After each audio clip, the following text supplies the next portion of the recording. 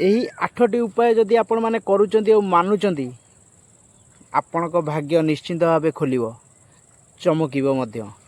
तो नमस्कार दर्शक बंधु माँ पुओ ओडिया ब्लॉग चैनल को आपण मानक स्वागत जनाऊँ आ एक नुआ वीडियो को दमदार वीडियो को। तो वीडियो संपूर्ण भाव आपण मान नहीं आसी 8टी उपाय निहाती भाव थे करंतु देखिए आपणक भाग्य केमिति खोलिबो आ आपणक भाग्य केमिति चमकिबो मध्य। तो चलतु जानिबा से 8टी जिनस कौन से 8टी उपाय कौन जहाँकि आपण माने मानिले आपणक पैंका मंगल हब सहित आपणक घरे उन्नतिर बाट मध्य खोली जाई पारे। तो कौन से वीडियो माध्यम जानिबा 8टी उपाय कौन। सर्वप्रथमे जदि गाई की आपण गुड़ आ रुटी दौरान सकाळू ताहले आपणक पैंका बहुत बढ़िया, कारण गाई की आम गोमाता मध्य भावु। द्वितीय देला सकाळे उठिबा मात्रे जेतबळे आपण शोइथिबे सकाळू उठुचंदी प्रथमे आखि खोलिकी निज हाथ को घसी एंती पापुली रे देखंतु आपणकर भाग्य मध्य से खोली पारे। तृतीयटी है शोइबा पूर्वरु आपन जेतले शोइया को जाउछन शोइबा पूर्वरु रोषेई घर को निहाती भावे रोषेई घर को सफा सुतरा करिकी शुअंतु। एइटा कले आहुरी मध्य भाग, कारण एठी रोषेई घरे माँ लक्ष्मी को विराज थाए। रोषेई घर सफा सुतरा रहिले माँ लक्ष्मी संतुष्ट होइतांती। चतुर्थटी है जदि आपण बुला कुकुर को खाइया दौरान आहुरी मध्य भल।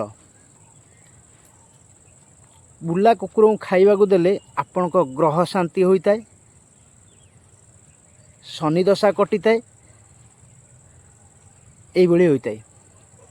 पंचमटी है संज बेले तुलसी गछ मूले चौरा जो जानते आप बुंदावती बुंदावती पाखे संध्या बेले सोरिष तेलर दीप जालतु। यह आपणक भाग्य को निहाती भाव चमकाई दे।